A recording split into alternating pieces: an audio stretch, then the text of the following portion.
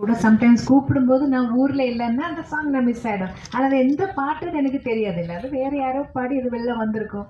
அது என்ன அந்த மாதிரி நிறைய இடத்துல எனக்கு மிஸ் ஆகிருக்கு. ராஜா சாரோடதும் மிஸ் ஆகிருக்கு, ஏஆர் ரஹ்மான் அவரோடதும் மிஸ் ஆகிருக்கு. நான் நிறைய மியூசிக் டைரக்டர்ஸ் கிட்ட நான் கொஞ்சம் ட்ராவல் பண்ணுற டைமில் வேறு ரெக்கார்டிங்ஸ் நிறைய மிஸ் ஆகிருக்கு.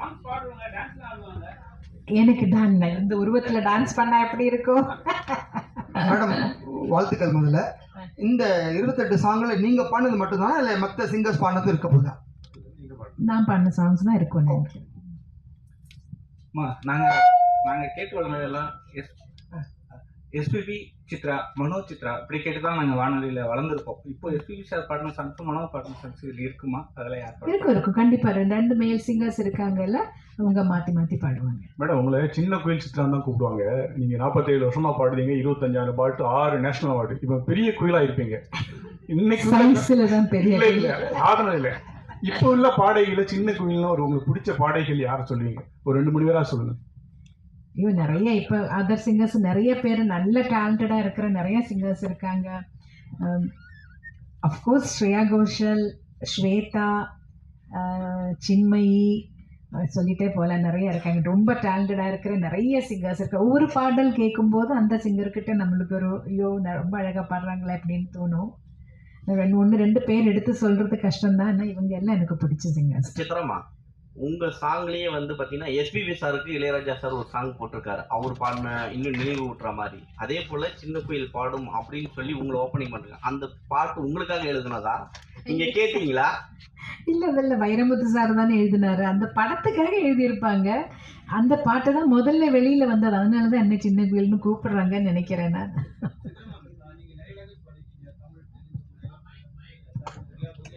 ஒரு நிமிஷம் பாலாஜி, ஒரு நிமிஷம் மைக்ல பேசு. சித்ரா மேம் வணக்கம் அண்ட் வாழ்த்துக்கள்.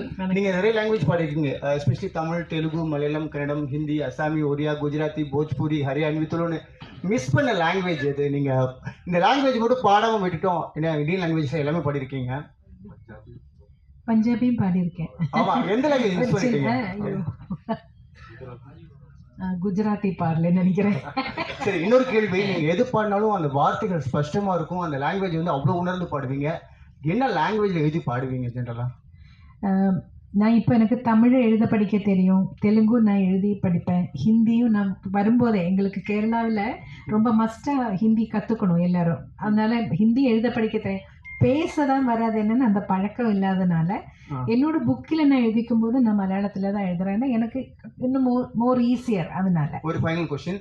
நீங்கள் பாட ஆரம்பிக்கும் போது ஃபுல் ஆர்கெஸ்ட்ராவோட எல்லா ரிதம் செக்ஷன் எல்லாமே சேர்ந்து வாசிப்பாங்க. மேல் சிங்கர், ஃபீமேல் சிங்கர் வந்து போட்டி போட்டு பாடுவாங்க. இவங்க ஒரு சங்கதி போட்டு அவங்க ஒரு சங்கதி போட்டு அப்படியே அந்த பாட்டு அவ்வளோ அழகாக வரும்.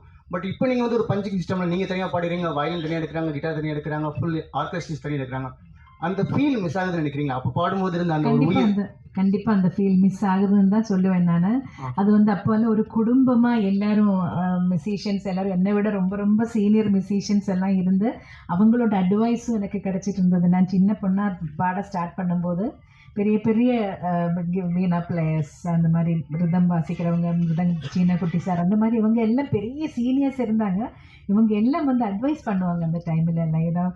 அப்போ எனக்கு ஒரு கிளாஸ் அங்கேயே கிடச்சிட்டு இருந்தது. முதல்ல ரெக்கார்டிங், லைவ் ரெக்கார்டிங் நடந்துட்டு இருக்கும்போது ஒரு குடும்பமாக இருந்து எல்லாரும் இப்போ பிரிஞ்சு போன மாதிரி, இப்போ யார் யார் இருக்காங்க, யாராரும் உயிரோடு இருக்காங்கன்னு கூட தெரியாத மாதிரி ஆகிப்போச்சு. இப்போ அதில் ஒரு பெரிய ஒரு சங்கடம் எனக்கு உண்டு. ஏன்னா எல்லாரும் அந்த ஒரு குடும்பமாக இருந்த அந்த ஒரு யூனிட்டி போயிடுச்சுன்னு நினைக்கிறேன். இப்போ எல்லாரும் தனித்தனியாக ஒரு இடத்துல ரெக்கார்ட் பண்ணுறாங்க. கூட யார் மேல் சிங்கர்னு கேட்டால் கூட சம்டைம்ஸ் டிசைட் பண்ணலை, எது இனிமே தான் டிசைட் பண்ணணும்னு கூட சொல்லுவாங்க. ஸோ எல்லாமே அப்படி தனிமையிலே ஆகிப்போச்சு. ஜானகி அம்மா பற்றி ஒரு சொல்லுங்கள். சேர்ந்து நிறைய பாடல் பாடிருப்பீங்க, ஃபீமேல் டுவைட்லாம். ஜானகி அம்மாவோட நிறைய சேர்ந்து பாடலை, 2-3 சாங், மேபி ஒரு 5-6 சாங்ஸ் அம்மாவோட சேர்ந்து பாடியிருப்பேன். ஏன்னா என்னோட வாழ்க்கையில், என்னோட கரியரில் அவங்களோட இன்ஃப்ளூயன்ஸ் ரொம்ப இருக்குது. நான் பிறந்ததுல இருந்து கேட்டு வளர்ந்ததும் சுஷீலம்மா, ஜானகி அம்மா, வாணி அம்மா, ஜமுனா ராணி அம்மா, ஜிக்கி அம்மா, அவங்களோட பாடல்கள் கேட்டு தான் வளர்ந்தேன். ஆனால் ஜானகி அம்மா கிட்ட இன்னும் ஒரு ஸ்பெஷல் அட்டாச்மெண்ட், அம்மாவோட நேச்சர் அப்படின்னு நினைக்கிறேன். ரொம்ப நம்மளே ஒரு அம்மா மாதிரி எப்பயும் அணைச்சிப்பாங்க.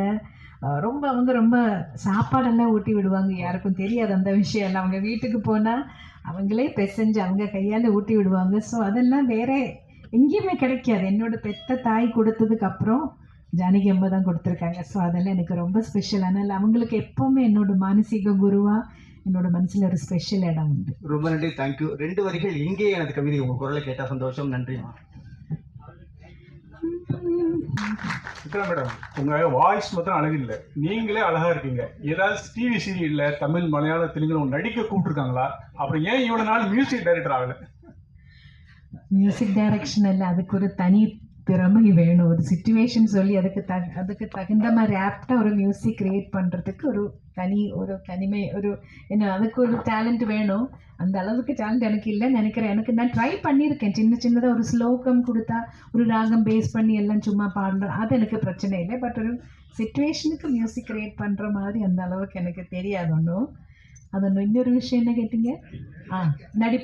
நடிப்புக்கு கேட்டாங்க, ஒரு 2 படத்துக்கு மதர் கேரக்டருக்கு வர முடியுமான்னு. எனக்கு ஆனால் அந்த ஒரு ஆக்டிங் ஃபீல்டு எனக்கு அவ்வளோ ஒரு கம்ஃபர்டபுளாக இல்லை. இதே போதும், இது இப்படி இருந்தால் போதும்னு நினைக்கிறேன்.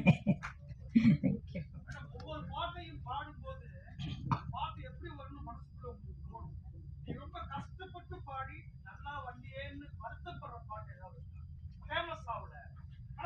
இல்லை, நான் கஷ்டப்பட்டு பாடி வெளியில் வராத படங்கள்லாம் நிறைய வந்திருக்காங்க. அப்படி இல்லைன்னு நான் சொல்ல முடியாது.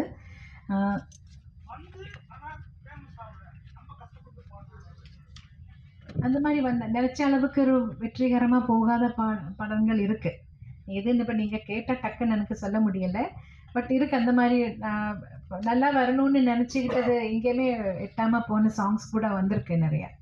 கஷ்டப்படுறது எல்லா பாட்டுக்கும் ஒரே மாதிரி தான் நம்ம எஃபர்ட் போட்டு தான் பாட போகிறோம். எதுவுமே ஈஸியாக பண்ணி இது கிடையாது.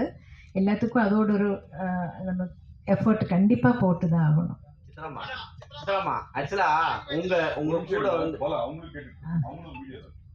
சொல்லுங்க sir.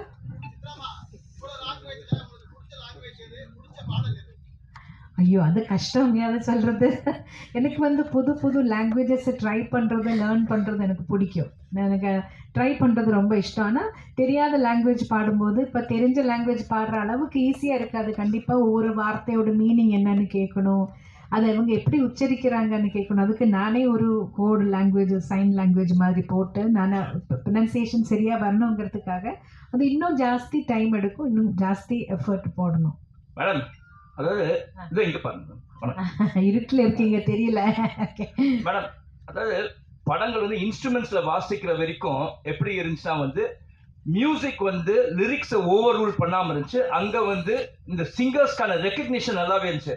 Once it became into digitalisation ஆனதுக்கு அப்புறமா அந்த முக்கியத்துவம் இல்லாம போயிடுச்சு. அதை பத்தி உங்களோட கருத்து என்ன மேடம்? இல்லை, பழைய காலத்தில் எல்லாமே லைவ் இன்ஸ்ட்ருமெண்ட்ஸ் யூஸ் பண்ணிட்டு இருக்கிறப்போ எல்லாமே நல்ல கிளியராக இருந்தது. இப்போ எலக்ட்ரானிக்ஸ் கொஞ்சம் அதிகமாக வரும்போது தான் அப்படி வார்த்தை பளிச்சுன்னு தெரியாமல் கொஞ்சம் அப்படி போகிறது. அதனால தான் நினைக்கிறேன். இல்லை, அதுதான் மேடம். அது ஒரு பாதிப்பா இருக்காதா? அது எதனா வழிமுறை இருக்காதா பண்றதுக்கு? நீங்க அதுதான் நான் கேட்குறேன் உங்ககிட்ட as a singer.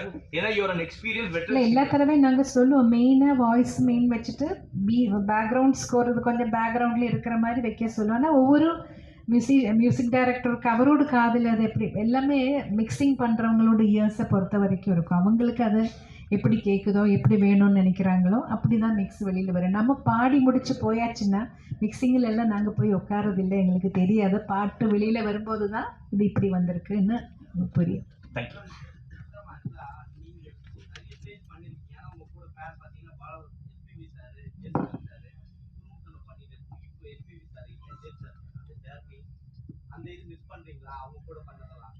கண்டிப்பாக மிஸ் பண்ணுறோம். நான் ஸ்டார்ட் பண்ணது ஜெயசுதாஸ் சாரோட. அவர்கிட்ட இருந்த ஒவ்வொரு கச்சேரியில் ரெக்கார்டிங்கில் கூட பாடின அனுபவமே எனக்கு என்னோட மியூசிக்கல் ஜேர்னியில் ரொம்ப ஹெல்ப் பண்ணியிருக்கு. ஒரு மைக் எப்படி ஃபேஸ் பண்ணுறது, அதில் அந்த பாப்பர் ஸ்டாப்பர் இல்லாமல், முன்னாடியெல்லாம் அந்த ஃபில்ட்ரு இல்லை, பாப் ஃபில்ட்ரு இல்லாமல் அந்த ப்ளோ வராமல், பாப்பு வராமல் எப்படி பாடுறாங்கங்கிறதெல்லாம் அவங்க உச்சரிப்பில் அதெல்லாம் அது ஒரு டெக்னிக். அவங்களுக்கு தெரியும், இவ்வளோ வருஷம் எக்ஸ்பீரியன்ஸில் அதெல்லாம் அவங்க கூட நின்று பாடினதில் நான் கொஞ்சம் அவங்கக்கிட்ட இருந்தெல்லாம் கற்றுக்கிட்டேன். ஒவ்வொரு வார்த்தை சொல்கிறது எப்படி, எக்ஸ்ப்ரெஷன் எப்படி கொடுக்குறாங்க ஒவ்வொரு பாட்டில், அதெல்லாம். அதேமாதிரி எஸ்பிபி சாரை பற்றி சொல்லும்போது எனக்கு தமிழ் லாங்குவேஜ், தெலுங்கு லாங்குவேஜ் ரெண்டும் அவ்வளோ எனக்கு ஸ்பஷ்டமாக வர்றதுக்கு முன்னாடி ரொம்ப ஹெல்ப் பண்ணியிருக்காங்க. ஒவ்வொரு வார்த்தையோட இந்த வார்த்தைக்கு என்ன மீனிங், அதை எப்படி பாடினா அது அந்த எக்ஸ்ப்ரெஷன் எப்படி வரும், இந்த மாதிரி நிறைய அவரோட சேர்ந்து பாடினதில் நான் கற்றுக்கிட்டேன் சார்கிட்ட இருந்து.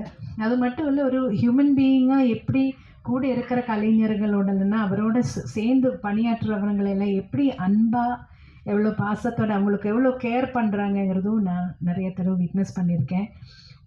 அமெரிக்காலெல்லாம் போகும்போது நாங்கள் ஒரு கச்சேரி முடித்து அடுத்த நாள் ஃப்ரைடே சாட்டர்டே சண்டே 3 நாளைக்கு கச்சேரி இருந்தால், இப்போ சாட்டர்டே கச்சேரி முடித்து சண்டே தூங்காமல் எல்லோரும் ரொம்ப டயர்டாக இருப்போம். வந்தால் ஹோட்டலில் வந்து 12 மணிக்கு தான் செக்இன் டைம். நம்ம வந்து 9 மணி 9:30 மணிக்கு வந்துட்டோம்னா 12 மணி வரைக்கும் வெயிட் பண்ணிகிட்டே இருக்கணும் ரூம் கிடைக்கிறதுக்காக. ஆனால் எஸ்பிபி சாருக்காக ரூமை அவங்க சீக்கிரமாக ரெடி பண்ணி அவங்களே அனுப்பிச்சிடுவாங்க. மற்றவங்க வெயிட் பண்ணுற வரைக்கும் சாரும் சொல்லுற, நீங்கள் என்ன மட்டும் அனுப்பிச்சிடுவீங்க, அவங்க எல்லாம் மை பாய்ஸ் அவங்க எல்லாம் வெயிட் பண்ணிட்டு இருக்கும்போது நான் மட்டும் போய் ரெஸ்ட் எடுக்க முடியாதுன்னு அவரும் அந்த லாபியிலே அவ்வளோ நேரம் உட்காந்த அனுபவம் எல்லாம் இருக்குது. வேறு யாரும் அப்படியெல்லாம் பண்ண மாட்டாங்க. ஸோ அதெல்லாம் பார்க்கும்போது இப்படி ஆளுங்க இருக்காங்க, இப்படி தான் இருக்கணுங்கிறது ஒரு பெரிய பாடமாக. மேடம், நீங்கள் பாடிய இத்தனாயிரம் பாடல்களில் பல்லாயிரக்கணக்கான பாடல்கள் முணுக்கு வழியாக இன்னைக்கும் நினைவு வச்சிருக்க மாதிரியா இருக்கு. ஆனால் சமீபத்தில் வரக்கூடிய பாடல்கள் எதுவுமே ஒரு வரி கூட புரிய மாட்டேங்குது. இதை நீங்கள் எப்படி பார்க்குறீங்க மேடம்? காலத்தோடு மாற்றங்கள், அதை வந்து குறை சொல்கிறத விட அதோட கூட என்ஜாய் பண்ணி போகிறது தான் பெட்டர்னு நினைக்கிறேன் சார். மேடம் மேடம்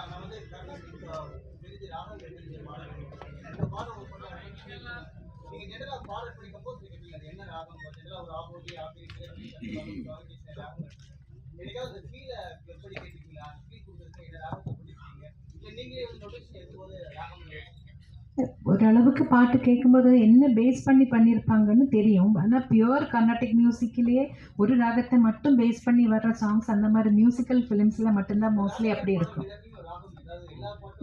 ஆனால் அதுலேயே பியூர் ராகத்துலேயே இருக்கணும்னு ஒன்றும் கட்டாயம் இல்லை. அது ஃபீலுக்காக ஒரு நோட்டு மாற்றி கூட பாடினாலும் அதை என்ஜாய் பண்ணுவாங்க. அது ஒரு ஸ்பெஷல் ஒரு ட்ரீட்டாக இருக்கும் சம்டைம்ஸ். ஸோ ராகம் என்ன இருக்குன்னு ஓரளவுக்கு கேட்கும்போது ஓரளவுக்கு தெரியும். ஏதாவது தெரியாத ராகமாக இருந்தால் சாரே சொல்லுவார், இது இந்த மாதிரி ராகத்தில் பண்ணியிருக்கேன், இது நோட்ஸ் இப்படி வரும்னு அவர் முதல்ல சொல்லுவார். மேடம் இப்போ நீங்கள்லாம் வந்து கஷ்டப்பட்டு பாடி ஜெயிச்சு வந்திருக்கீங்க. இப்போ வர ஆர்டிஸ்ட் எல்லாம் வந்து அவங்களே தனிச்சையாக பாடி பெரிய லெவலில் பேசப்படுது. அதை நீங்கள் எப்படி பார்க்குறீங்க? ஏன்னா ஸ்பெசிஃபிக்காக தனுஷ் சார், சிம்பு சார்லாம் பாடினாவே மில்லியன் வியூஸ் போகுது. நீங்கள் அதெல்லாம் எப்படி பார்க்குறீங்க? ஏன்னா கஷ்டப்பட்டு வந்துருவீங்க, அதுக்காக கேட்குறேன். இல்லை, ஒரு படத்தில் அவங்க எல்லாரும் கஷ்டப்பட்டு தான் பாடுறாங்க. அவங்கவுங்க படத்தில் அவங்களே பாடணும்னு அவங்க ஆசைப்படும் போது அவங்க பாடட்டுமே. அதில் இப்போ என்ன, நம்மளுக்கு ஒன்றும் இல்லை. எனக்கு வர வேண்டிய பாடல்கள் வருது, நான் சந்தோஷமாக எனக்கு என்னால் என்ன முடியுமோ அதை பாடி கொடுத்துட்டு போயிட்டே இருப்பேன். மேடம், இங்கே திரைப்பாடல்களை தாண்டி நிறைய கர்நாடிக் பாடல்களும் நிறைய சிங்கர்ஸ் பாடுறாங்க. நீங்கள் அது மாதிரி மேடை கச்சேரிகள்லாம் பண்ணியிருக்கீங்களா? நான் 2 கச்சேரி தான் பண்ணியிருக்கேன். ஒன்று திருவையாறில் ஒரு தடவை பாடினேன். அப்புறம் கேரளாவில் சூர்யா ஃபெஸ்டிவல்னு ஒரு பெரிய ஃபெஸ்டிவல் நடக்கும். எல்லா மியூசிஷியன்ஸும் டான்சர்ஸ் எல்லாம் அங்கே வந்து பெர்ஃபார்ம் பண்ணியிருக்காங்க. அதுலேயும் ஒரு தடவை பண்ணேன். எனக்கு என்ன ப்ராப்ளம் வந்ததுன்னா, அட் எ டைம் ரெண்டுமே கொண்டு போகிறது ஃபீமேல் சிங்கர்ஸுக்கு கொஞ்சம் கஷ்டம். வாய்ஸோட டெக்ஸ்டரில் சின்ன டிஃப்ரென்சஸ் வருது. அதனால தான் நான் இப்போ நிறைய ஃபிலிம் சாங்ஸில் பிஸியாக இருந்ததுனால அதிலே கொஞ்சம் ஜாஸ்தி கான்சன்ட்ரேட் பண்ணேன். அதுதான் வந்து ஏதாவது 2 லைன் கர்நாடிக்.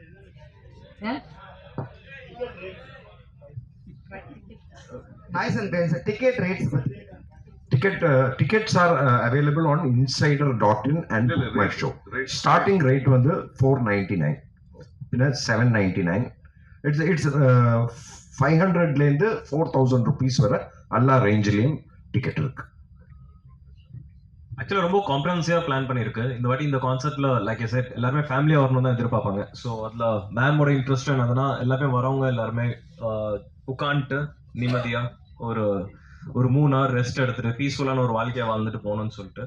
ஸோ ஜெனரலாக நீங்கள் ஒரு படத்துக்கு போறீங்கன்னா எவ்வளோ செலவு பண்ணீங்களோ ஒரு ஃபேமிலியோட அதே காஸ்ட்ல இந்த ஷோ நீங்கள் எல்லாருமே செலவு பண்ணிட்டு ஜாலியாக பார்த்துட்டு போகிற மாதிரி தான் காஸ்ட் வச்சிருக்கு. 499 ஸ்டார்ட் ஆகுது. சார் போன வாட்டி கூட கொடுத்தோம் சார், வரவே இல்லை சார். நீங்கள் எதுவுமே எழுதவும் இல்லை சார். என்ன சார் இப்படி பண்ணிட்டீங்க?